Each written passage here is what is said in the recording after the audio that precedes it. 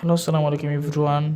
Today I will teach you our third class. Okay, first class আমরা শিখছিলাম present indefinite, like a subject plus verb one, I go আমি যাই, I do not go আমি যাই না, do I go আমি কি যাই, do not I go আমি কি যাই না, how do I go আমি কিভাবে যাই, how do not I go আমি কিভাবে যাই না, সিক্স টাইমস। ওকে, এভরিওয়ান, যদি আমরা এই যদি আমরা ছয়টা বুঝি তাহলে আমাদের জন্য ইংলিশ বেসিক অনেক সহজ হবে।